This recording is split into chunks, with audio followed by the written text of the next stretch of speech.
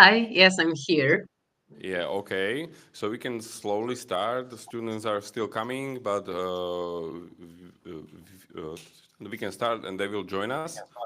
Okay. So at the moment, we are starting another session on AI ethics in journalism. I would like to welcome here Branislava Lovre from Serbia. She is AI ethicist, and maybe you will tell us more something more about yourself, and then you will present us your take on AI ethics in journalism.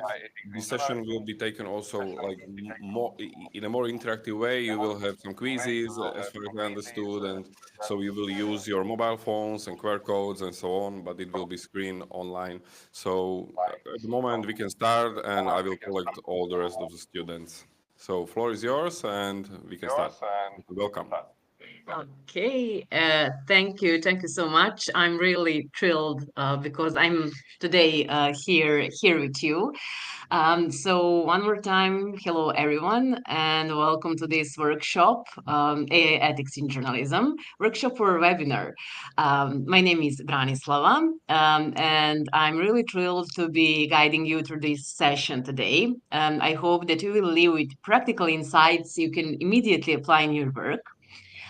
This webinar is designed specifically for students and also journalists like you, people who are passionate about storytelling, truth seeking, and of course, innovation.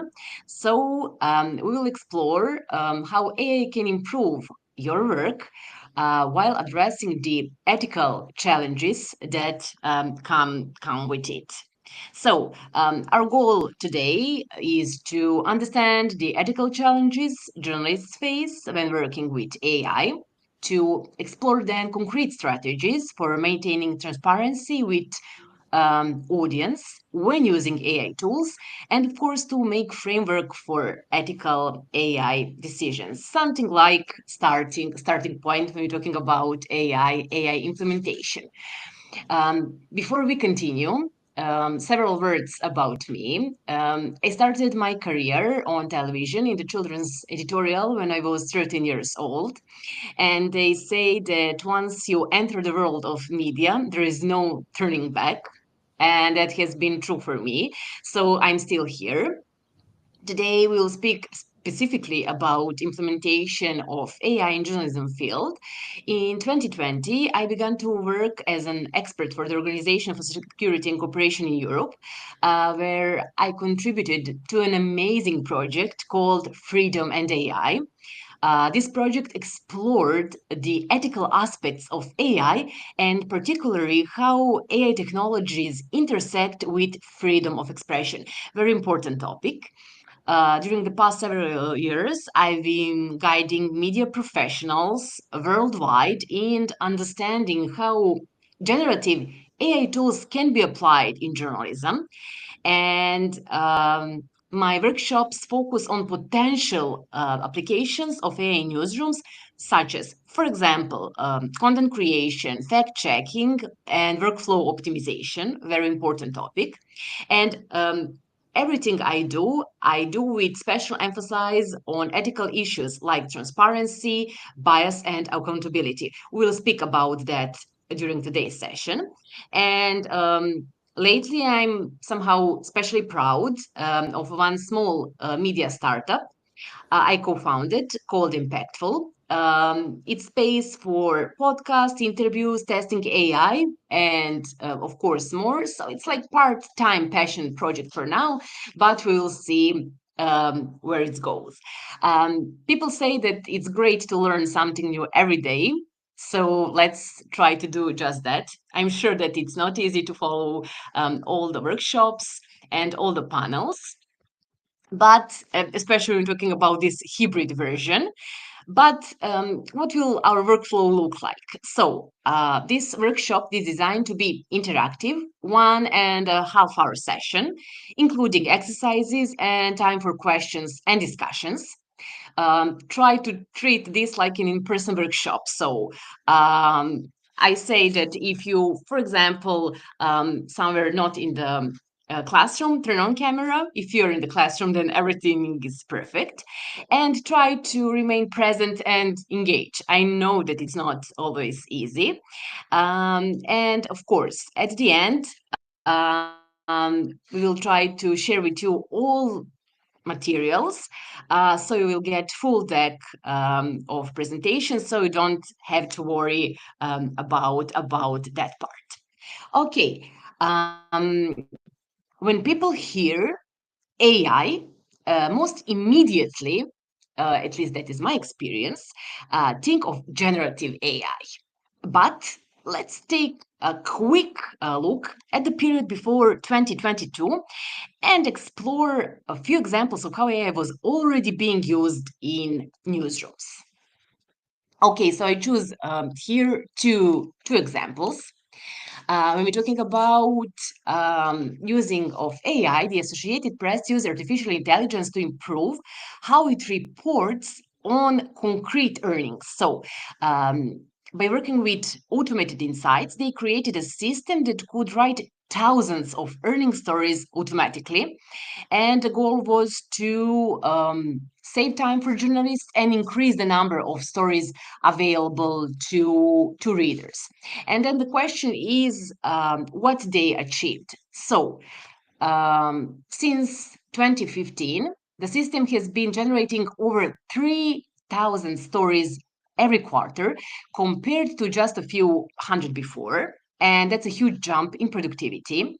And there is also one interesting information that stories had fewer mistakes when we compare all those stories with manually written ones because of rigorous testing. And as we already mentioned, time savings. So, by automating routine reporting, journalists had more time to focus on what really matters when we're talking about, for example, investigations, breaking rooms, breaking news, and of course, in-depth reporting. Here, you will hear also one other example, and that is a Reuters New Tracer. So that was an algorithm that analyzed tweets to distinguish real news from spam, noise, and ads. And it used machine learning on a portion of Twitter's daily tweets to detect breaking news. The system used data mining and machine learning to identify relevant events, topic, then to rank their priority, and of course, to generate headlines and summaries. According to numbers which Reuters shared, it gave journalists a head start of 8 or 60 minutes over other global news outlets in breaking more than 50 major news stories. Also, Financial Times and Wall Street Journal developed an AI model that helped predict trending topics and spot gaps in coverage, also giving journalists a head start on potential stories. So, those are examples when we're talking about period before 2020. And fast forward, we are in 2025 and we are in the era of generative AI. So the question is, how did it all start? In 2022, OpenAI launched GPT, a powerful language model capable of generating human-like text. ChatGPT sparked adoption and, of course, debate when we're talking about application for journalism. On one hand, it offers incredible opportunities, and on the other hand, it raises serious ethical concerns about authorship, about misinformation, Hello, and we will Rana. speak a little bit more. Hello. Do you, Can do you hear Sorry me? for. Yeah, we hear you. We just don't see the slides moving, so I don't know if you're moving the presentations or the slides on the Yes, presentation. yes. This one is the longer one. So yes, so this is do you see ChatGPT, the generative AI era? No, no? we're still on the first one. Hmm. Uh, It was like I will then stop sharing. Just a second. And it would be quite bad because I prepared a different kind of this. So just give me 1 second more and I will just try to share it again. Just a moment.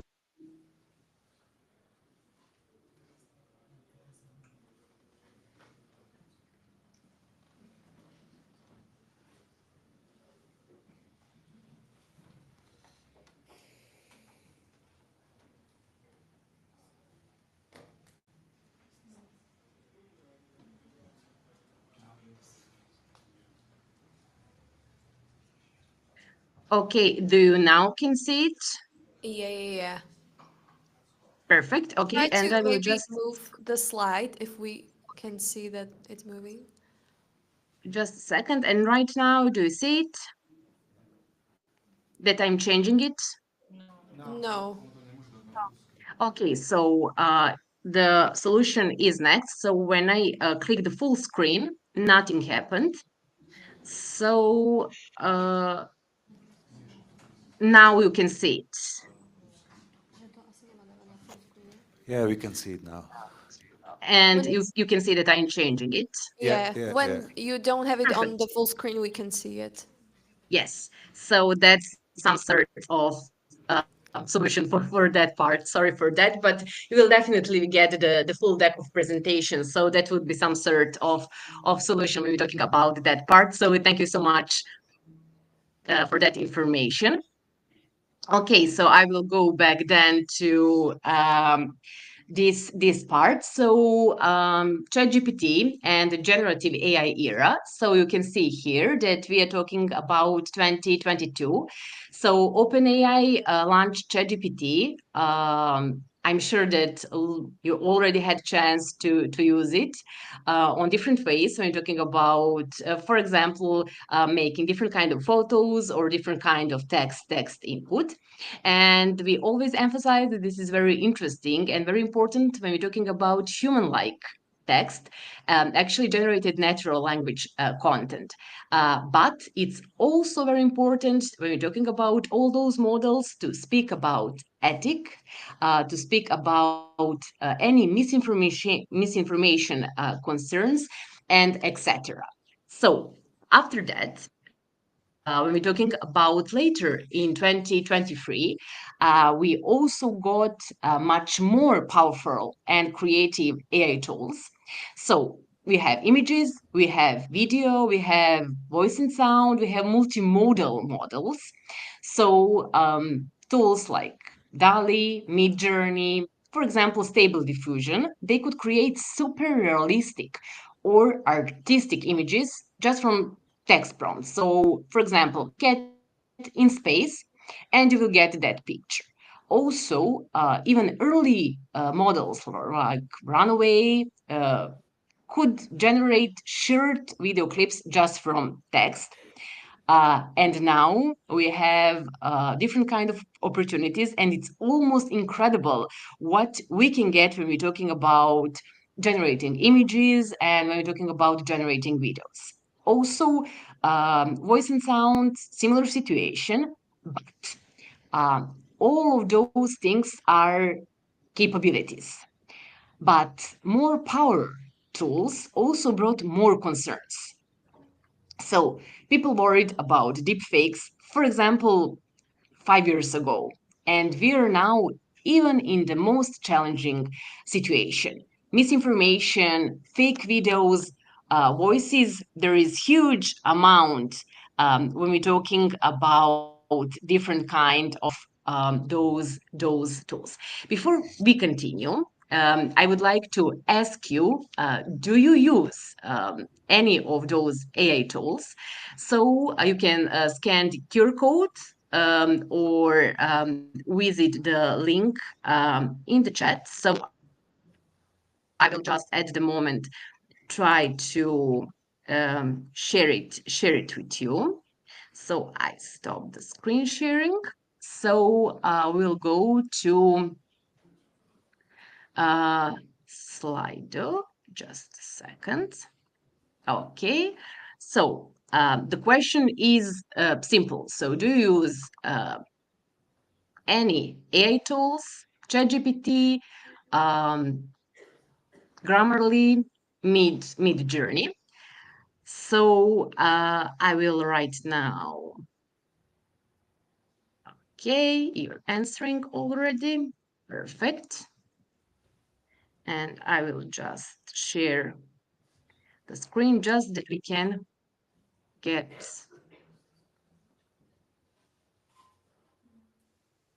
picture.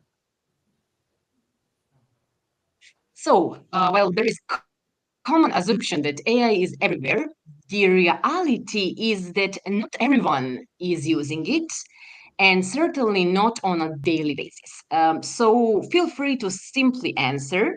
And also, if you'd like, you're welcome to briefly explain your answers. So, yes, right now, yes, we have different kind of answer. Yes. Okay. For now, we don't have any answer that you avoid um, using them. Of course, the third answer that in the most cases, people found a clear use case yet. In some other situation, they're just in the field of experimentation. So they're trying the best solution. And we'll also speak about that later. So, how you can start and what is the best solution when we're talking about this? Okay, I'm very impressed with that we don't have any answer that you avoid using them, and that you, for example, even tried in any tools. So this is I could say that you have incredible results. So the question is, would you like to maybe comment, to share any concerns or any experience when we're talking about usage of AI until now in your daily jobs or activities? Do we have any volunteer?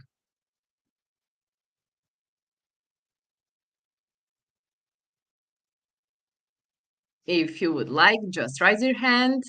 Okay. Oh, please. I'm working as a social media manager, and I often use AI for social media editing, even for caption editing. Kinda, I use it like a proofreader. Okay. Okay. And are you satisfied when we're talking about different kind of AI tools? Do you have any Not sort of really. concerns when we're talking about it? And do you have support from your colleagues or from your general Yes. manager when we're talking about that part? For the AI, mainly for my manager, not really that much, but I'm not really satisfied with it. It's just so generic. Like what I'm noticing is that in social media, the AI doesn't really work anymore. There was a certain time when it was really good, but now anyone noticed that it's AI, so it's really not really as doesn't work basically. Yes, and that's also one interesting part that, for example, we have one sentence where people say, okay, maybe we will get 100% correct answer, but it will be cliche and we will speak about it. And also, my idea or some sort of solution for this situation is, for example, to try to improve prompting or to try to make your costume GPT and then to enter all your data and then just to try to test it. So in this situation, you will get, I'm sure, better solution or better answer. Yes, but it's great that you already start and that you have feedback. So thank you so much for that.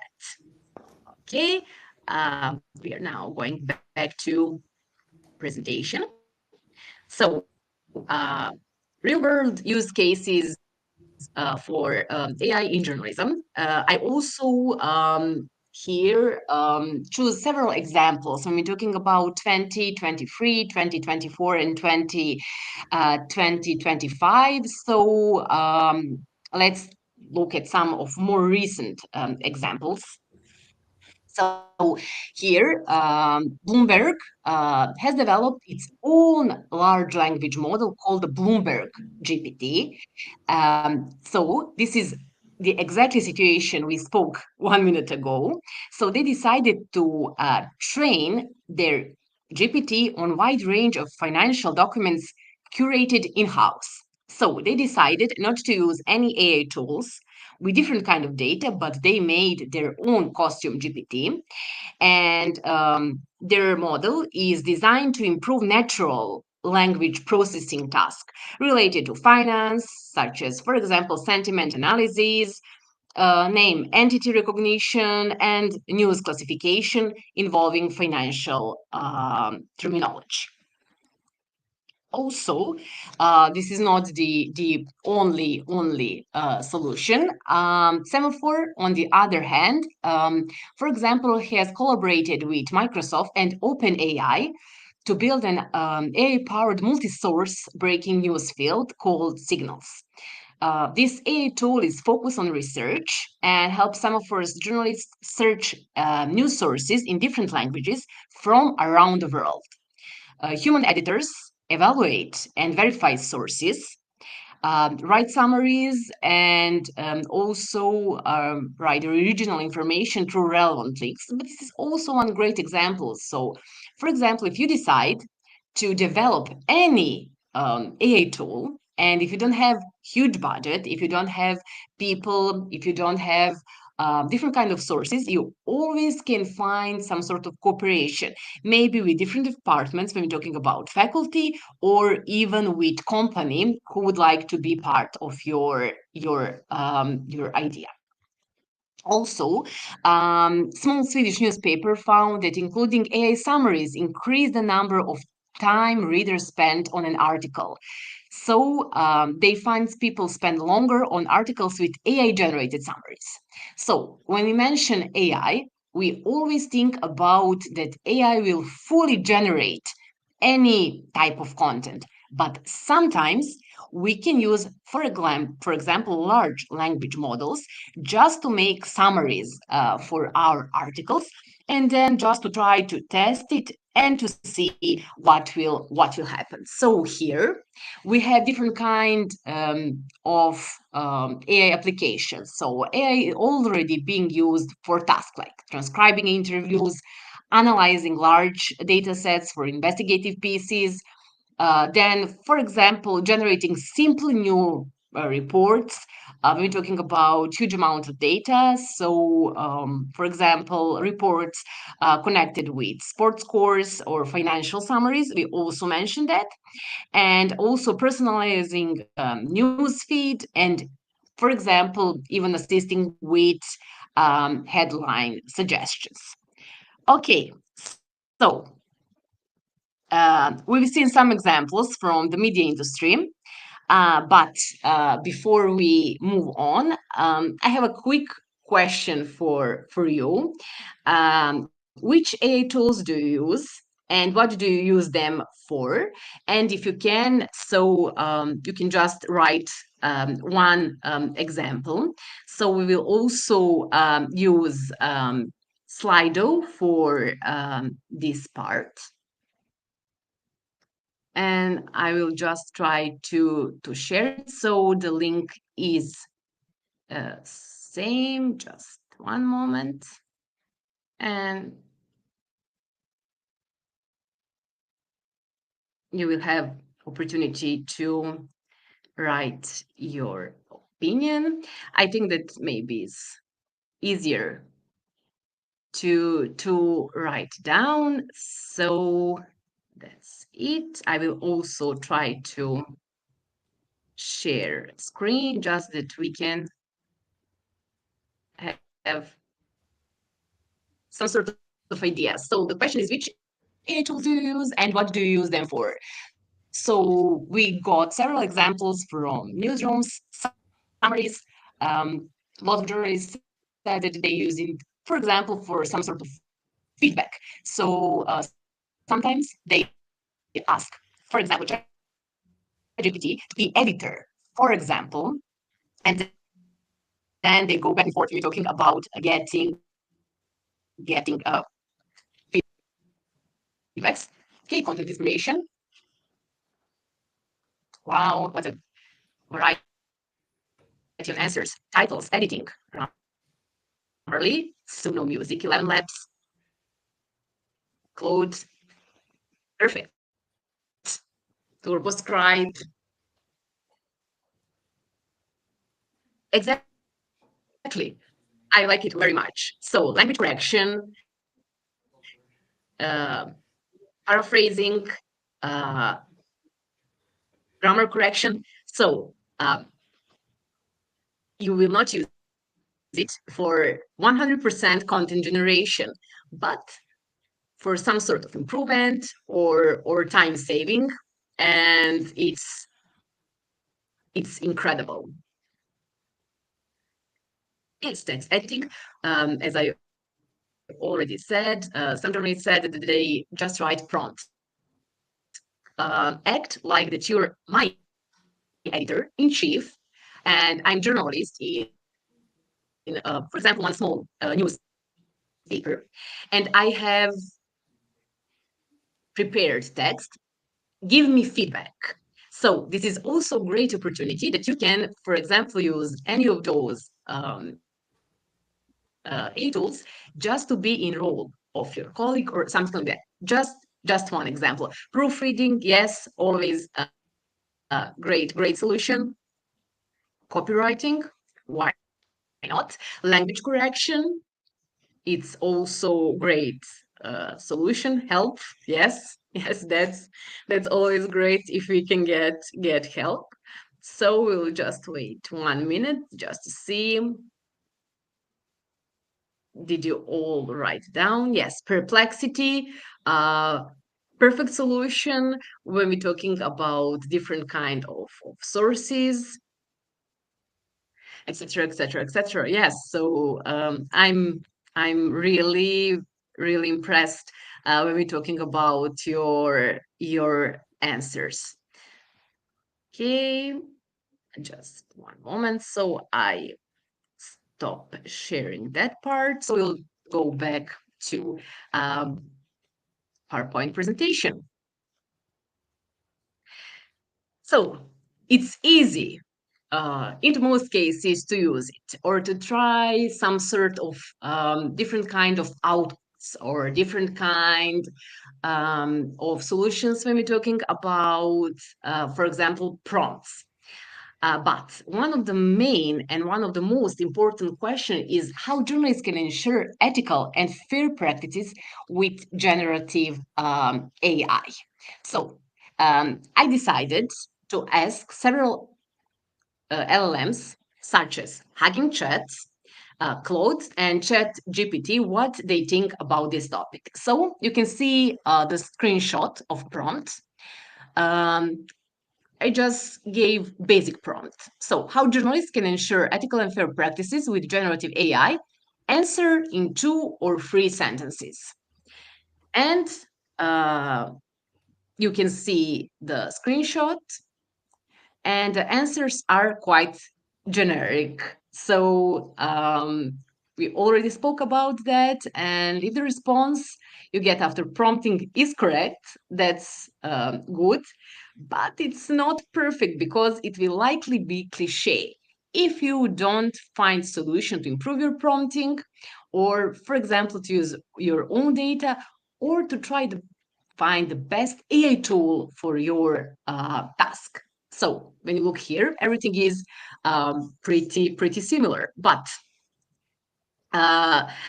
let's try to change and replace artificial intelligence with human intelligence. The question is, what do you think? How we can use AI ethically? What core principles should guide us?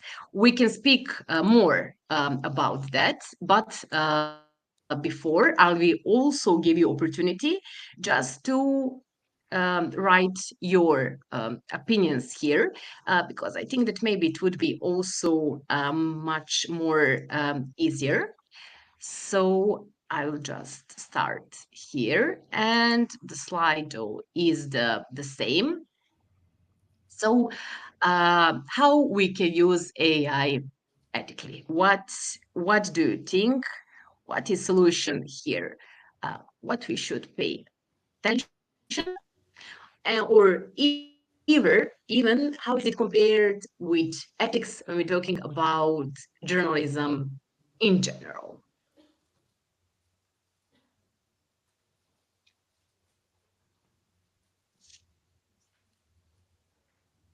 It's not easy question. Um, it's not always a question about what AI can do. It's about what it should do. Don't present AI as work as mine. That's 100% correct. Always check the facts after AI. That's 1000 correct. Fact checking, yes, very important part of our work. We're talking about daily jobs, double check sources, exactly, moral and ethical approach.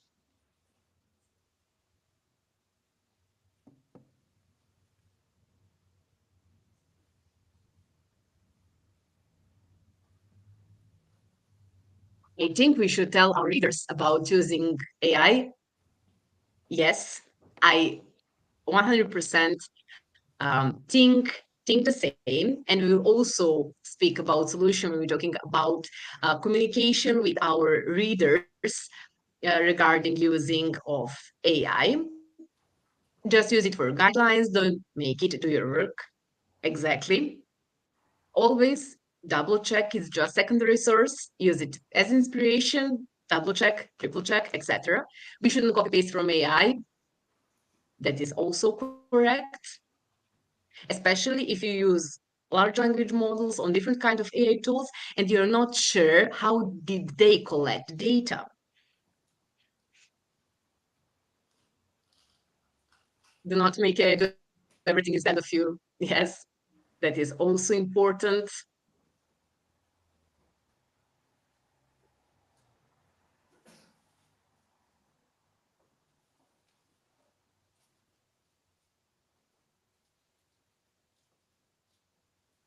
Don't share companies know how with an AI tools.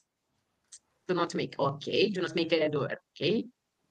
Double check the information. Yes, I think that we will also emphasize that part during our today's session because it is very important. Because in the some situations, we can see that AI can hallucinate and even choose, for example, that they will imagine and write, for example, some quotes which just made it up. Also, if have in your mind that it's not ecological, yes, we don't have to, for example, make 50 prompts. Environmental impact, yes, and this is also important topic. Ask your boss teacher about it. Newsrooms almost always has official rules for AI use. This is very interesting and very important topic because when we're talking about some sort of results of different kind of surveys, we always have colleagues or people who are using AI in newsrooms, in different kind of companies, but they just try to hide it. And that is very problematic situation because if someone use it and hide it, um, and something bad happened, then everyone will know that. So always is the best solution to have official rules for AI use and to encourage to use it and also to share different kind of experience. Burn fire, okay, double check the information. So I think that less or more we share the all important answers. I'm sorry if I didn't read all of them, but yes, and you're on advanced level, we're talking about usage of AI, I can say that I'm impressed. So, uh, there is one interesting sentence that it feels like AI can either solve everything or create new problems. And here you can see also one of the example when talking about a label content which we get. So this is one of the solution which you can use when, for example, using different kind of AI models for generating pictures, for example. Okay, before we move forward, let's take a brief moment to reflect on ethics in newsrooms. Okay, here you will have some sort of general explanation when you speak about the ethical implications of using AI-generated content. It gets to the heart of one of the biggest challenges we face. So, on one hand, we have incredible opportunity to use it, but on the other hand, we have examples that risks of AI-generated content are significant. So when we're talking about usage of AI in newsrooms, I think that when we're talking about speed ups of production, saves resources, that's also nice, and it is also fine. But one of the biggest concerns is, according to my opinion, accountability. So when a journalist, for example, writes a story, they put their name on it. They and the newsrooms are accountable for every word, every fact, and every claim. But what happens when an AI writes a story? Who's accountable then? You already know the answer. The news that published it, the company that created the AI, programmers. The answer is the same. The newsroom, always. So don't forget that. So this lead us to the issue of transparency. So I firmly believe that if a news outlet is using AI to generate content, they have an absolute obligation to disclose that to their audience, because readers deserve to know when they are consuming something, for example, made by AI or supported by AI. And I think that it's a matter of trust and credibility. So, just 2 years ago, a major online publication used an AI to write articles about earning reports. And the articles were published with no indication that they were AI generated. And when it came out, there was a huge backlash from readers who felt somehow disappointed. And as a reaction, the publication improved its disclosure practices, meaning that it's clear when AI is used in generating content. And this situation also led to other discussions about the ethics of using AI in journalism, and of course, transparency with community, and also policy change. And we also have that as one of the answers in the previous poll. So before start officially use AI, just try to cover as much as possible some sort of important things. So here we have one of the many important things is that we have to just mention bias. Okay. First, some AI tools are developed inside the news organizations, and at other times, news organizations just use AI tools that are developed by other, for example, companies or research teams.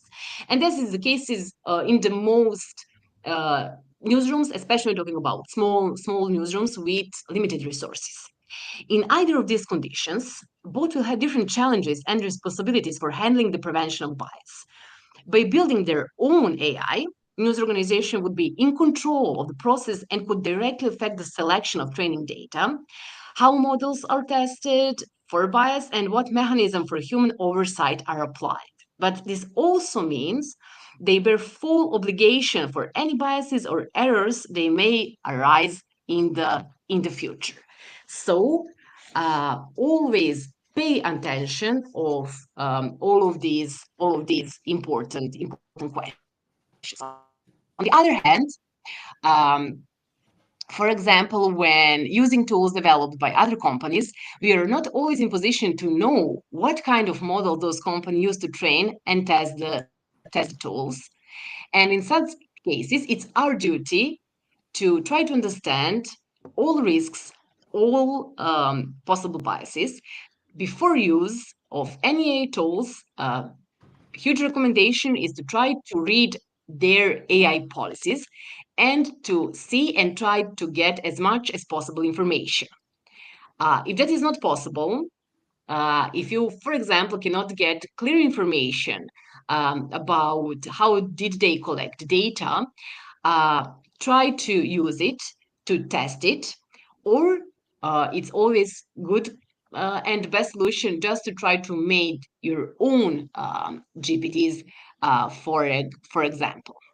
When talking about detecting and preventing bias, you can see those, I can say, the most important questions. So what data trained the model? What was it tested for bias? And are outputs reviewed by humans? So whatever is happening, and if you are, for example, 100% sure in everything, do not forget to put human oversight on the first place. We spoke also about this, that AI is a tool for support, and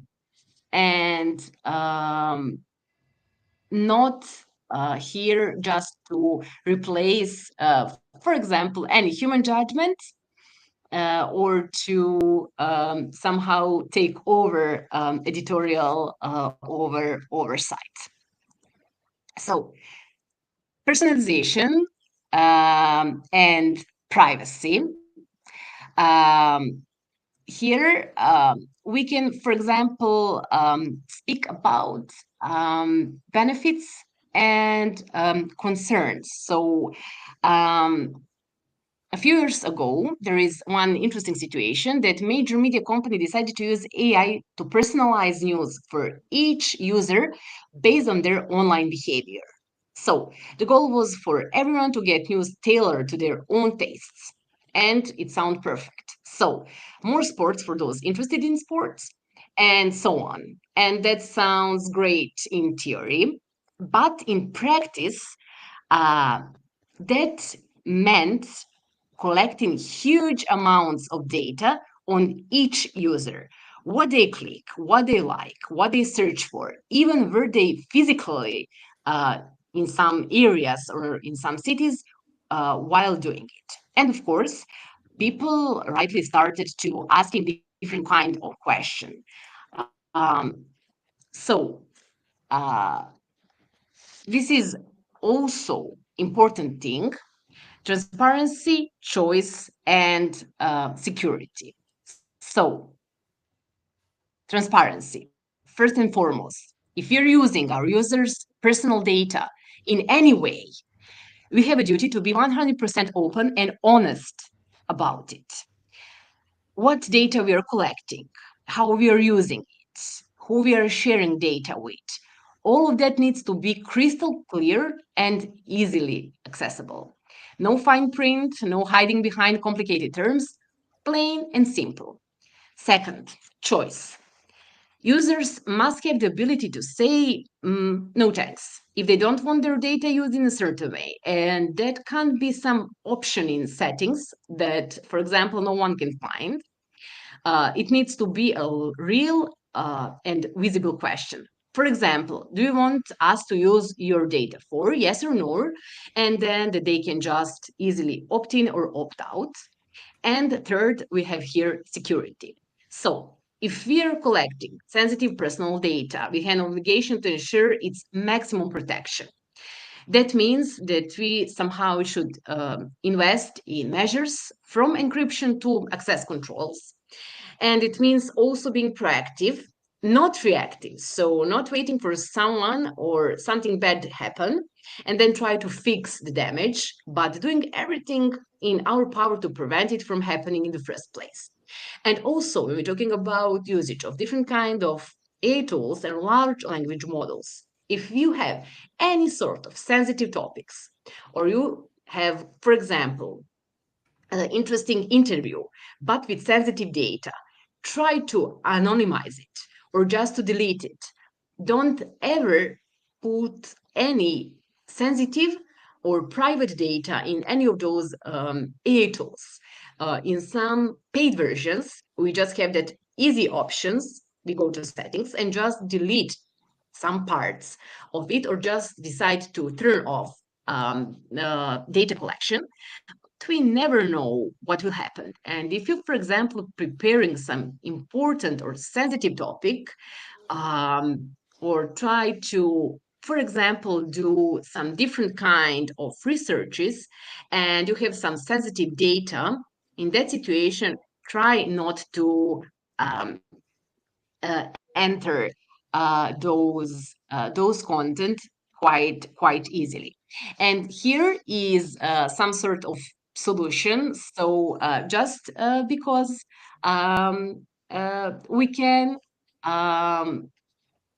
for example, collect information about someone, that doesn't mean that we should. So just because we can build profiles on each individual user doesn't mean it's right.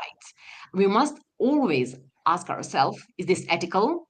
Is this in line with our integrity? And does it serve truth and the public interest, or something else? So always ask questions before using AI. Why? Why do we want to use AI? Can it help us in our work? And what benefits will it bring? And then how? So, how do we plan to use it? How will we fact check the results? And what content will be published? So, this is one of the most important questions in every part of AI implementation in our work. When we just try to use some of those AI tools, and of course, even when we use AI tools in our job on every day. Okay, I hope that this wasn't too much information at once, and that you're still with me, listening and engaged. And let's switch things up a bit. So you're all students, and I know that many of you already work or have some experience when we're talking about different kind of jobs. When you enter a newsroom in the next years, there is a high chance that AI tools will already be in use. So, in perfect case scenarios, you will get your AI policy or AI guidelines. But in some cases, everything will be up to you. So let's imagine that you're already in a newsrooms and that you have different tasks or opportunities where AI tools might be used. And that you can apply them. So I will right now stop sharing this and I will go to the quiz. So you can leave your name or just a symbol or initials. It's up to you. The goal is to answer not only correctly, but also quickly if you want to compete. But if you don't want to compete, then just take your time. So I will just show you here just a moment.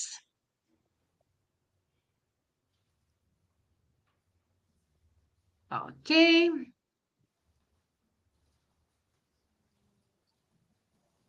You're just joining and I will then just share screen. So you can just scan QR code or go to linkjoinmyquiz.com and then enter the code here. We have sound, so when we start, if you don't like the sound, you can just turn off. You will wait a bit more, so you can use initials, you can use numbers.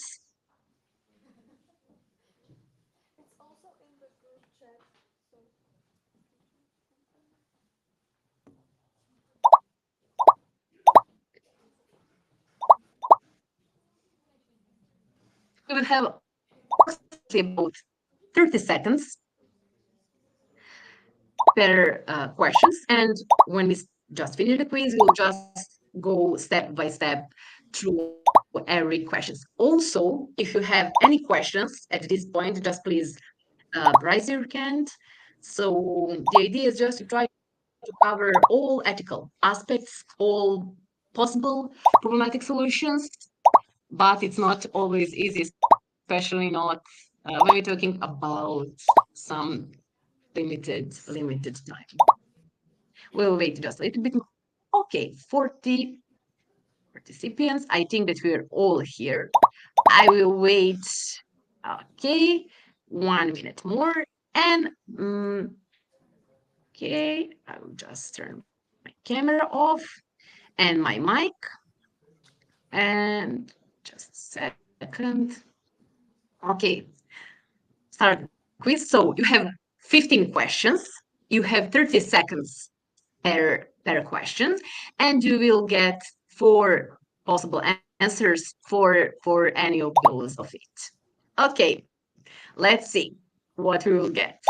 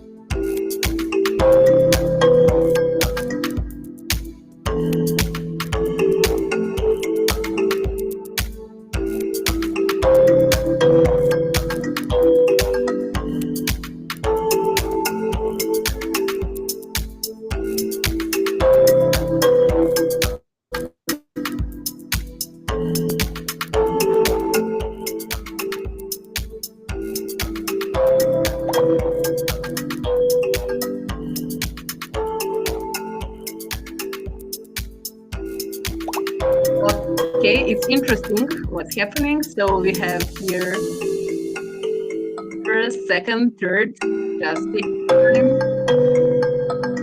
If you get some sort of picture or possible solution.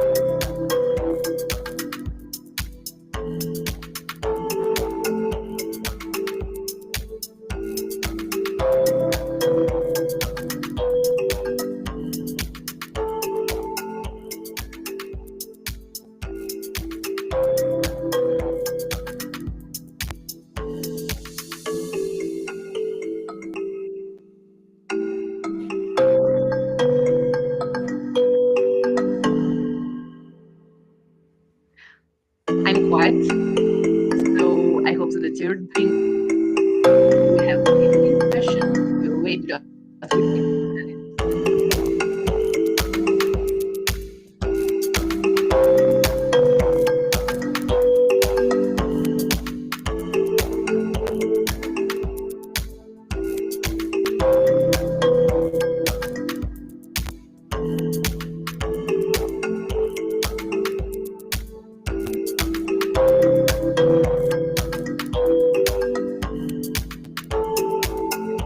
interesting answers.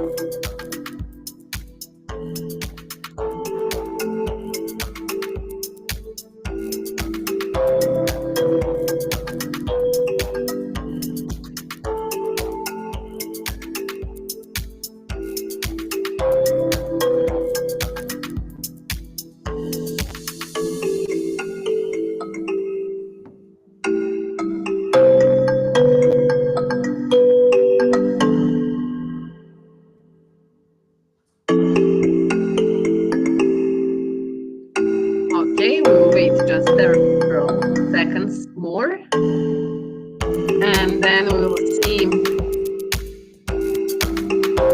what we have as questions. Wow, we have 15 correct answers. 11, 12 answers are not easy at all. 14, perfect. I'm impressed. All answers, everything. Okay. 91 and perfect. Just wait for you. Okay.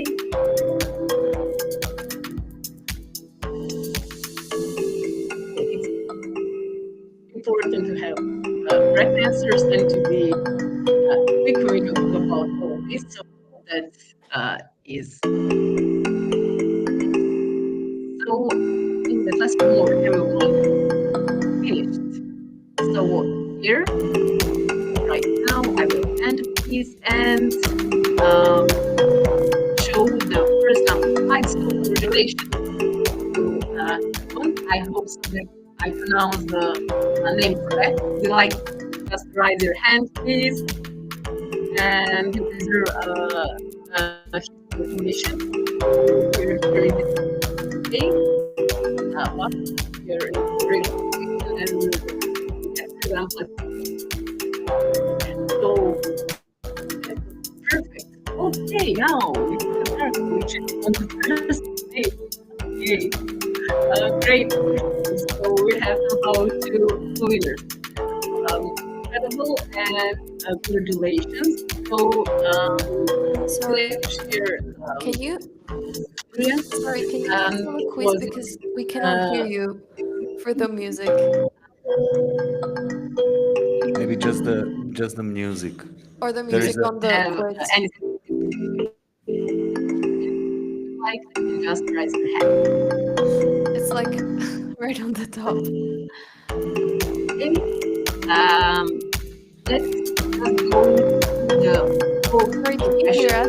page we got here. The ChatGPT generated article an interview with a person who never spoke the outlook Can you hear us, please? of the host. And this is one of the most common problems with the so-called kind of cases. That's the information, but never know. The attention on the part. Which says to create, delegate to eight users. Choose one. Nothing use resources. Not always a great idea. It only has a opportunity and different kinds of possibilities. I would say no. So deciding which server coverage, again, human oversight and our editorial judgment is most important. So maybe and for example, organizing the research or the your newsroom most essential address how to balance these systems with knowledge. So all those things are important and it will require cost management. But I should emphasize that always is each of the following prompts as follows: strong independent journalism. If you clear and easy to write about consuming. You will get one check or also standard answer. Like not just information and put all of that number. Then your prompt will perfect. You're writing an article for can you parents hear us, about class please? size reduction. Hello, Brana, can you hear us? Provide data Hello, hello, and hello. Sorry, can you hear and us? local policy. For example, provide option provide three options and look at which is about generated content. So, represent false information as perfect. So human oversight always crucial. What does transparency in AI journalism primarily require? Clearly informing audience when and how AI is used about the next part. Corruption. This would be considered a responsible use of AI in reporting. So, using AI to analyze large data sets with verification. So, in this situation, you can use a huge amount of time and talk about it more time. This is human. Time and specialist what is possible or if you mind, especially with share my screen. I'm not sure that you have chance to see Now we this can part. see. Yes. Yes. Yes, So, we okay, so in the first place, we have Dorka. On the second place, we have Shimon. And also we have someone who chose to stay anonymized. okay. So congratulations. In some perfect situation, you'll get some sort of awards. But in this situation, I would just say congratulations to everyone. And it's incredible when we're talking about this part, how accurate you were when we're talking about answers. So let's just try to pass through all those questions. So when a ChatGPT generated article claims with a person who never spoke to the outlet, this is an example of AI hallucination. So this is very important, and always pay attention on that part, because whenever you get any sort of response, just pay attention and correct everything. Which task would be most appropriate to delegate in a newsroom? So here you just have to choose one answer. And I would also always say that it's the most safe place to transcribe interviews and, for example, to organize research notes. Conducting interviews with sources would be possible with AI automation, but it's not so easy. Here we have almost 39 correct answers. So the most essential component should address when we're talking about implementation of AI tools in newsrooms is how to balance AI assistance with journalistic integrity. So this is one of the most, and actually the most important part. 40 correct answers and one incorrect. And the question is, which of the following prompts best follows strong AI prompting practices for journalism? So when we're talking about prompting, just try to give as much as possible information. So I'm writing an article for parents about class size reduction in our district. Provide data since 2023, expert opinions, and any local policy changes. If you, for example, choose to write some easy prompt, maybe the answers would be correct, but you won't be satisfied in the most cases. Which statement about AI-generated content is true? So we have here also perfect answers, 40 correct answers. So it may present false information as if it were fact. So human verifying always, even if you decide just to make summary for your article, if you just, for example, decide to collect data or check everything, so be aware of this problem. What does transparency in AI journalism primarily require? Clearly informing audience when and how AI is used. And we will talk about that in the next minutes. So you can just inform your audience with, for example, easy labeling or with publishing AI policy. And if you, for example, just publish your AI policy or AI guidelines, in that situation, everything will be perfect. And it's a situation when you will have time saving. Which of these would be considered or responsible use of AI in reporting? So using AI to help analyze large data sets with human verification. I always put that just to be sure and do not forget on that part. Of course, you can use AI tools on different kind of situation, but it's clear that you will never put AI in situation to be editor and to choose, for example, which stories are newsworthy without oversight. Algorithmic bias. So when AI models reflect biases present in the data they were trained on.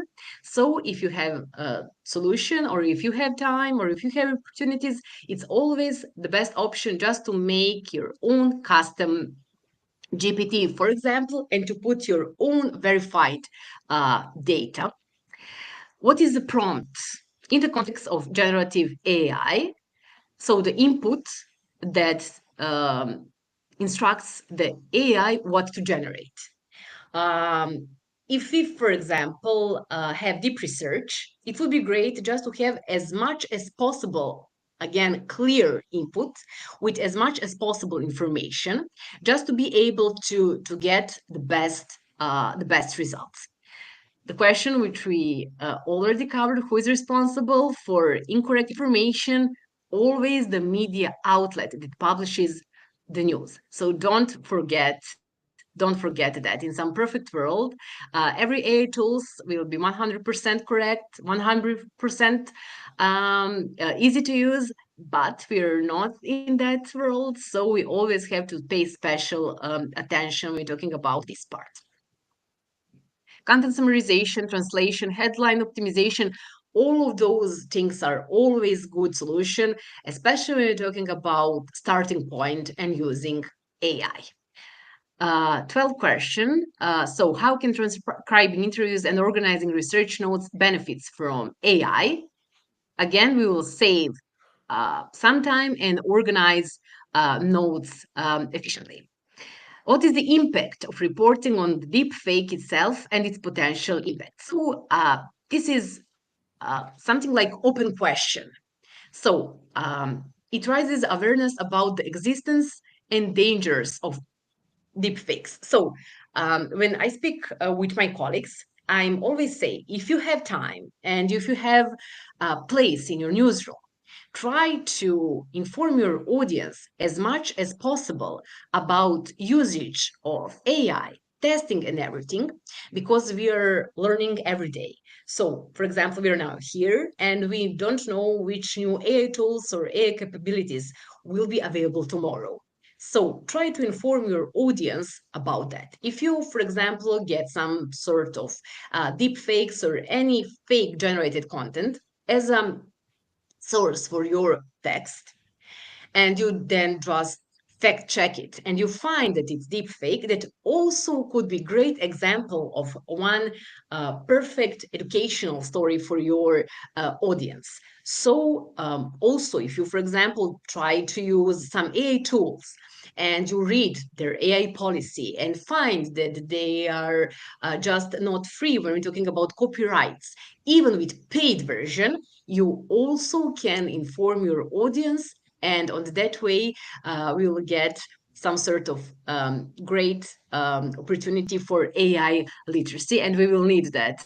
I'm sure, especially in the years to come. Iterative prompting process.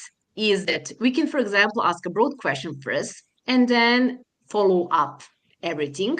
So you also can, for example, use some sort of AI tools or LLMs and ask the simple questions. So if you want to, for example, get perfect prompt for interview, you can ask prompt with simple question. Hello, I'm preparing interview. Could you help me to write perfect prompt because I need perfect results?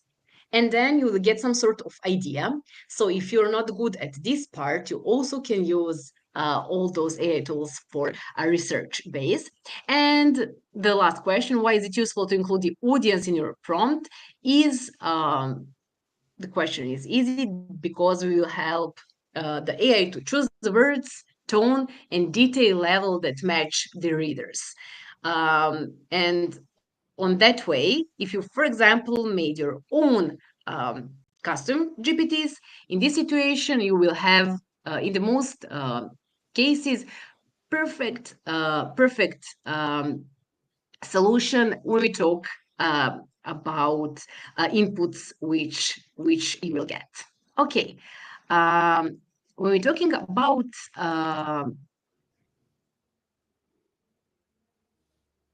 building trust, when we're talking about informing audience, the main question is how should we do it? And according to Trusting News Organization, 94 of people want journalists to disclose their use of AI, but it's always interesting to see what audience would like to know. So information about what the AI tool did, explanation about why the journalists use AI, and description of how humans were involved, and explanation about how content is still ethical, accurate, and meets the newsroom's editorial standards. So here you can have some sort of prompt for including AI label. So in this story, we used, and then to put AI tool description to help us, and then explain what will you do, and then step by step try to explain to your audience what happens. So here you can see several disclosures, how they could look like. And this is in the cases when you have time to do that for every part. You also can spend some time and then to make some nice design, because it's always interesting just, for example, to put label on the some great place where it will be easy for readers to get. If you don't have enough time for this part, but I always say that it's great just, for example, at least for, I don't know, pictures or videos, then AI policy and guidelines for newsrooms are always great solution. So you can prepare AI policy or AI guideline in two ways. First way is to prepare AI policy or AI guideline for internal usage. So in this situation, you will get clear picture how you use AI, when you use it, who is in charge, should you save any sort of prompts, etc., etc., etc. And this is situation we're talking about internal AI guidelines. But when we're talking about AI policy and AI guidelines, it also could be great and the only way how will you communicate with your audience when and how you're using AI. Here, I just choose the one example from Wired. So they just write several sentences, explain what is happening, and decided just to share that with their audience. So if you don't have huge amount of time to prepare anything on this, even some small summaries or that open letter or whatever is always better solution than nothing, especially if you use AI. And we also have several examples when some newsrooms just decided to not use AI in any circumstances, and they just also write that. So, for example, dear readers, everyone using AI tools, at this moment, we decided to not use it at all. And if the situation changed, we will inform.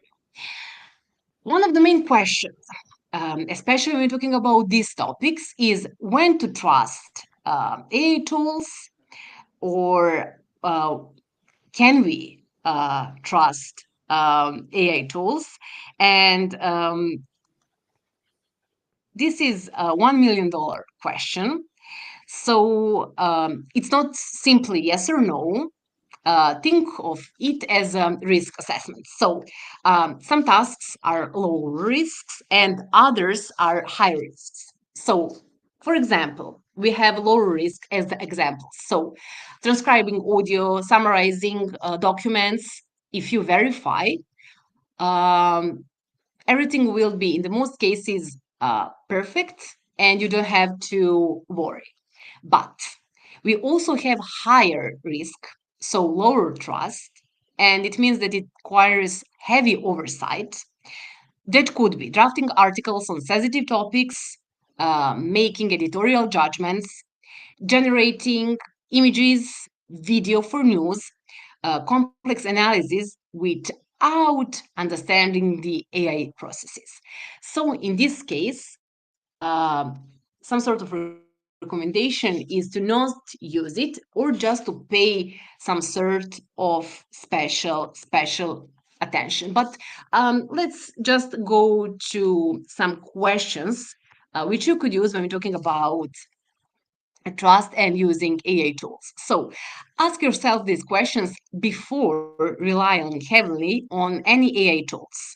So, what is a specific task? For example, simply or complex? Then, what are the potential harms if the AI makes mistake? So we have minor error, we have major misinformation. How we can verify any AI output? So can we easily just check sources, or do we need any other support? And this is one of the most important questions when we're talking about also deciding which AI tools which we will use. And of course, can I fully understand and oversee the process, or is it some sort of black box? So here, trust scenario. So if, for example, we have 5 headlines suggested by AI, would you that headline use directly? Would you option B use an inspiration? Would you ignore any outcome which you get? So what would you do in this situation?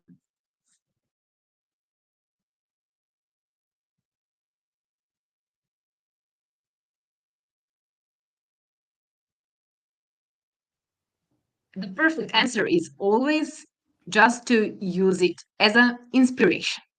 When we're talking about content which we get, the answer is that in the most cases, everything is quite easy to understand, that we can, in the 100% situation, just find solution. And to be clear, which output is human and which output is not human, when we're talking about all those answers. So there is one interesting game. It's called Human or Not. So idea is to chat with someone for 2 minutes and try to figure out if it was a fellow human or an AI bot. So I will put that right now in the chat. I hope so that you can find it here. So it's one custom-made GPT, and you can go back and forth with all necessary questions. And then when you're finished, you will get answer, did you communicate with AI tool or with human?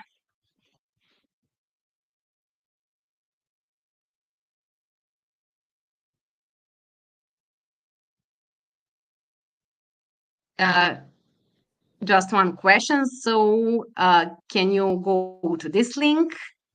Do you see it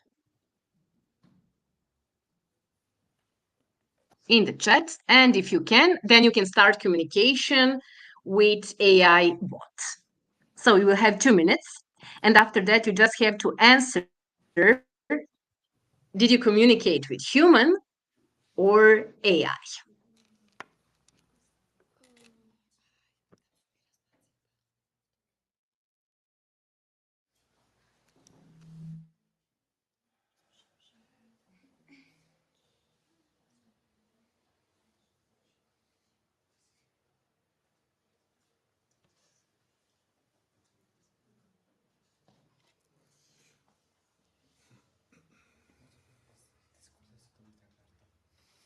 We will wait a little bit more. So when you finish that, you will get the answer. Was it human or AI bot?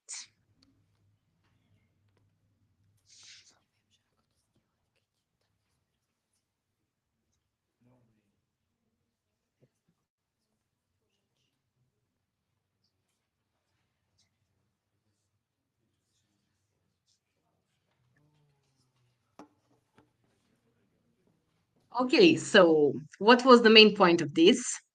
Is that sometimes we will be sure, did we get content which is AI created, and sometimes we will not be sure what is actually happening. So you can try this game several times, and just to check and to see that sometimes your audience will be in the same situation. When they get some sort of content, they will not be sure, was it human generated or AI generated? And this is why it is important to disclose of usage, and this is how you will be the main source for them, and this is the way how you will, of course, build trust. And this is also one of the most important things, especially when we're talking about different kind of things. So this is important questions. So different kind of biases. AI systems learn from data. So we spoke about that. And if the data reflects biases, the AI will learn and often amplify them. So we must be sure about different kind of gender, cultural, and racial bias. So training data sometimes can overrepresent certain demographics or viewpoints. Tools performing could be less accurately for certain genders. And of course, language models, certain roles with specific genders could misinterpret different kind of cultural nuance or even dialects. So the question is, how do we identify bias? We always can ask a question, where did the training data came from? Is it diverse? Then test the tool with diverse inputs. Does it perform fairly across groups? So this is always advised before you start any usage of any AI tools. Try to test it and ask tool creators about their bias testing and mitigation. Sometimes you will get answers, sometimes not, but if you have time, try that. And diverse teams. Involve people with different backgrounds in selecting in and evaluating tools. It means that you could involve your colleagues from technical department, from editorial department. Also, you can hear, for example, if you would like to use some sort of AI tools, you could involve your colleagues from different departments, or even from different faculties. It's very important to understand tool mitigations, so to be aware what could happen, and to use different kind of feedback mechanism, and to allow users and staff to report always if they get anything which is not 100% correct and accurate, and just to speak about that openly. Large language models can generate incredibly fluent text, and this also can be misused, for example, to create different kind of false narratives, fake news articles, or fake quotes. So the question is, how do they seem so realistic? They excel at mimicking writing styles. They, in the most cases, predict the next logical word, and they also can collect all the data, but potentially untrue when talking about different kind of details. So in the most cases, they don't know the truth, but they can predict patterns. So be aware of that. So when talking about spotting different kind of AI generated text, it's always perfect that be aware that claims should be verified by different kind of sources. Try to any source of warning signs, and it's also important to for example, have on your mind that you can use AI detection tools, but use it with extreme caution, because in some cases they are not reliable. And even when you use, for example, Killbot to try to detect AI usage in some text, you will also, with answer, got percentages of how reliable those inputs are.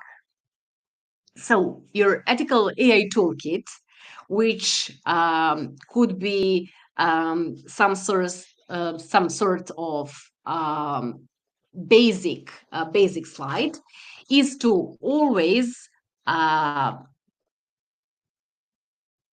have disclosures on your mind, to have that risk-based approach, and to identify and mitigate bias, and of course to detect false narratives. So it means that you should verify everything. So less or more, those are the most important 4 things which we mentioned today, and which you always should have on your mind. Okay, I tried to cover everything. I'm one more time so sorry because we lost several minutes regarding that situation with internet. But this is time for question and answers. So if you have any question, if you'd like to get something more, you always can write me. Or you can use right now this space for any question which you get. So just raise your hand.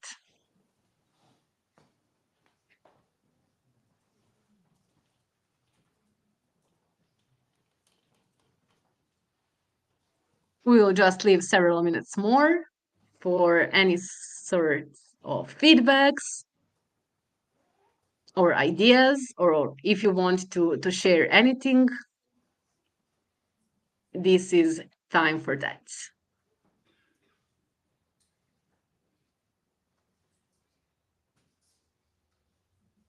Okay, if we don't have any questions or any feedback, I just would like to say thank you because you decided to spend some time. Okay, we have the Can I have a question. So I Of course. recognized that your slides were made with an AI tool, which I know from previous use, but I don't remember the name. So can you tell me? And also that did you do it from scratch, or you wrote the instructions and then this is how you created? Perfect question. So when we're talking about PowerPoint presentations, I don't have a huge talent when we're talking about design. So in this situation, I used Gamma. This is my always tool which I like and which I choose. But when using Gamma, we have different kind of approaches. So you can use Gamma, and you can just give any sort of idea or prompt. And my suggestion is to not do that, because you will have to verify everything. You have to double check everything, and you will get cliche as answers. So how I use it, I prepare everything in Word. Then I just input all those materials, and I will just show you here. So when you go to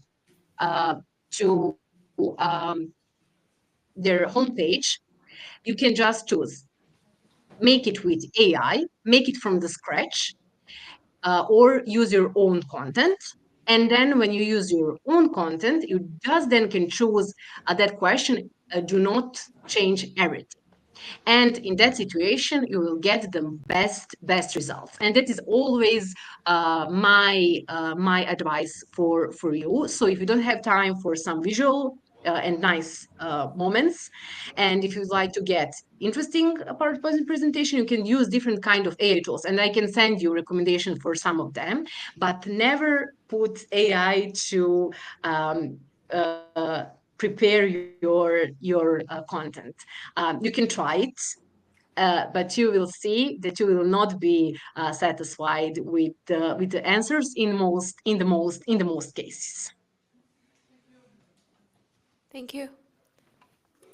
Do you have? Thank you for any that other that question. Very important.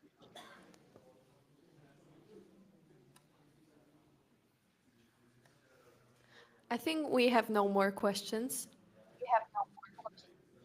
Okay. If you change your mind and if you need any help, I will be one email away. So ask anything in the next days if you change your mind.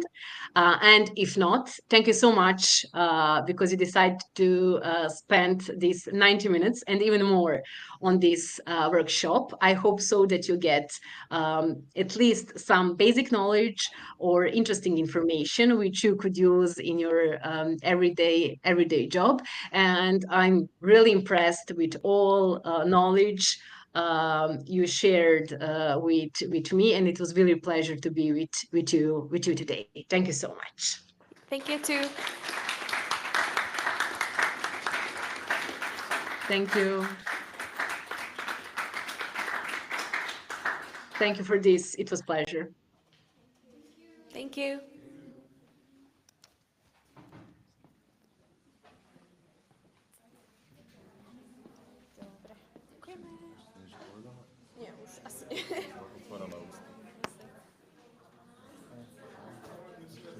So the next session will start at 4 at the cafe downstairs. So you have like 2 hours break right now.